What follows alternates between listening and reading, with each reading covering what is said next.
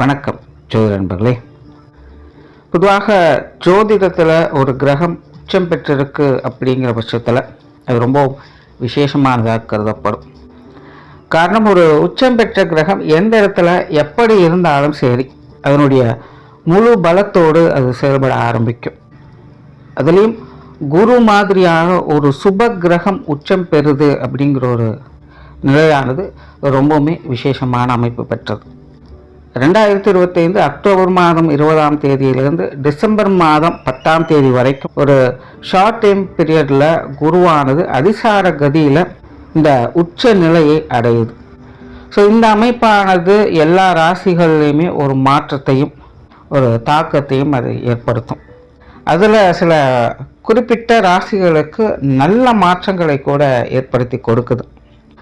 அதில் குறிப்பிட்ட சில ராசிகள், உங்களுடைய ராசிகளுக்கு என்ன மாதிரியான மாற்றங்கள் இருக்கும் அப்படிங்கிறத பற்றி தான் இந்த பதிவில் நம்ம பார்க்க போகிறோம். இந்த குருவினுடைய அமைப்பானது அடுத்து வரக்கூடிய குரு பெயர்ச்சி எப்படியெல்லாம் இருக்கும் அப்படிங்கிறதுக்கான ஒரு முன்னோட்டமாக ஒரு குறுகிய காலகட்டங்களில் இது செயல்பட்டு வரும். நீங்கள் சொல்லக்கூடிய விஷயங்கள் எல்லாமே பார்த்தீங்கன்னா ராசி ரீதியாகவும் பொருந்தும், லக்ன ரீதியாகவும் பொருந்தும்.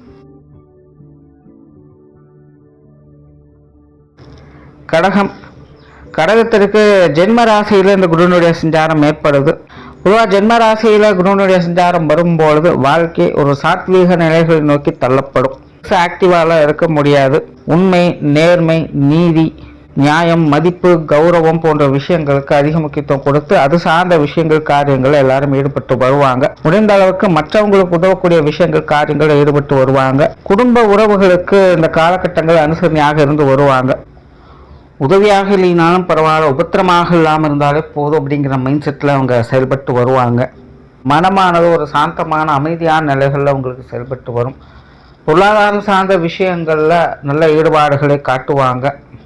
பொருளாதாரம் சார்ந்த விஷயங்களில் சில எதிர்பாராத நல்ல முன்னேற்றங்களை பார்க்கலாம். சிலருக்கு சேமிப்புகள் கூட உண்டாகலாம்.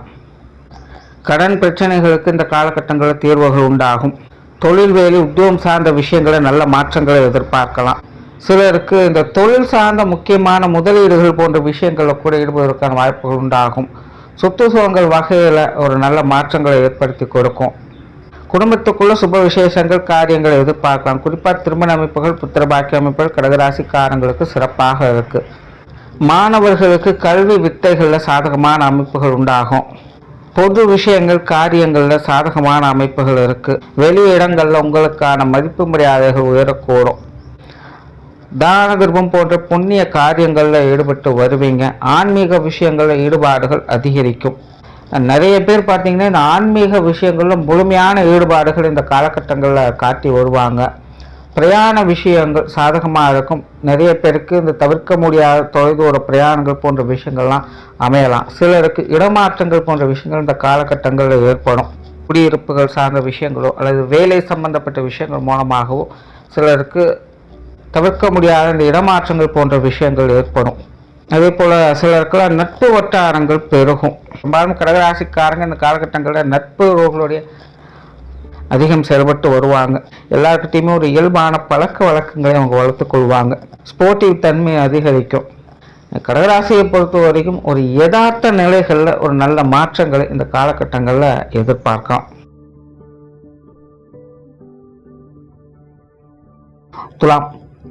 துலாமை பொறுத்த வரைக்கும் ராசிக்கு 10ஆம் இடத்துல இந்த குருனுடைய சஞ்சாரமானது இருந்துட்டு வரும்.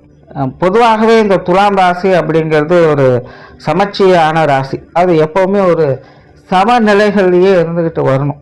எந்த ஒரு விஷயமுமே இதுக்கு கூடவும் கூடாது, குறையவும் கூடாது. ஸோ இந்த அமைப்பானது கிரகங்கள் ரீதியாகவும் துலாமுக்கு முழுமையாக போகணும். அதாவது ஒரு ராசி உச்சம் பெற்றாலோ அல்லது நீச்சம் பெற்றாலோ துலாமை பொறுத்த வரைக்கும் ஸோ அதற்குண்டான இந்த நேரடியான பலன்களை எப்போவுமே பார்க்க முடியாது. எந்த கிரகமாக இருந்தாலும் சரி, ராசினாலும் சுக்கிரனாகவே இருந்தாலும் சரி, அது உச்சமானாலும் சரி, நீச்சமானாலும் சரி, அதற்குண்டான பலன்களை அதனுடைய நிலைகளில் முழுமையாக பார்க்க முடியாது. இது துலாமிற்கே உண்டான ஒரு விசேஷமான குண அமைப்பு அப்படின்னு சொல்லலாம். ஸோ அப்படி இந்த குருனுடைய உச்சஸ்தானம் என்பது துலாமை பொறுத்த வரைக்கும் மறைமுகமான யோகா அமைப்புகளை தான் இது கொடுக்கும். துலாம் ராசிக்காரங்க இன்னும் பெருசாக ஆக்டிவாலாம் இருக்க மாட்டாங்க. எல்லாத்துலேயுமே ஒரு அமைதி நிதானம் அப்படிங்கிறது ஏற்படும். ஏன்னா துலாம் ராசியை பொறுத்த வரைக்கும் சம்பகானமாக கொஞ்சம் வீண் விரோதங்கள், சங்கடங்கள், மனஸ்தாபங்கள், போட்டி பொறாமைகள் போன்ற விஷயங்கள் அதிகரிச்சுக்கிட்டே தான் இருக்கும். நேரம் முதல் சறுக்குது அப்படிங்கிற நிலைகள் தான் இருந்தாலும் ஒரு சில கிரக அமைப்புகளால் இந்த விஷயங்களை சமாளித்து கொண்டும் வர்றாங்க. ஒரு சில முன்னேற்றங்களையும் இவங்க பார்த்துட்டு தான் வராங்க. அதே நேரம் நல்லது ஒன்று நடக்குதுன்னா கெட்டது 4 நடக்குது அப்படிங்கிற நிலையும் துலாம் ராசிக்காரங்களுக்கும் உண்டு. இல்லாத அலைச்சல்கள், டென்ஷன்கள், தவிர்க்க முடியாத சங்கடங்கள் அப்படின்னு ஒரு சுழற்சிக்குள்ளே அவங்க மாட்டிக்கிட்டு தான் இருக்காங்க. அந்த மாதிரியான சங்கடங்கள்லாம் இன்னைக்கு கொஞ்சம் நாளைக்கு உங்களுக்கு பெருசாக அஃபெக்ட் ஆகாது. அதே நேரம் துலாம் ராசிக்காரங்களும் இந்த காலகட்டங்களில் பெருசாக ஆக்டிவாக இருக்க மாட்டாங்க.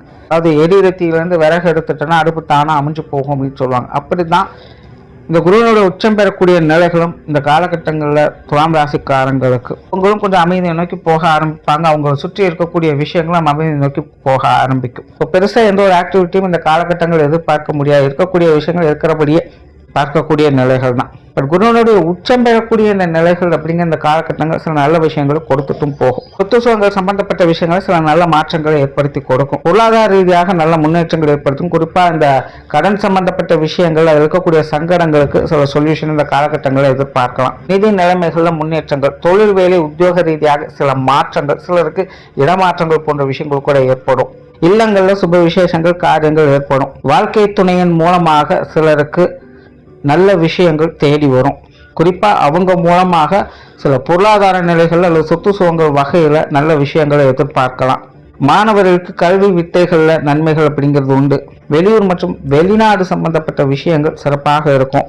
ஸோ இப்படி எல்லாமே ஒரு அமைதியான நிலைகளில் செயல்பட்டு வந்தாலும் கூட சில எதிர்பாராத நன்மைகளும் இந்த காலகட்டங்களில் துலாம் ராசிக்காரங்க பார்த்து வருவாங்க.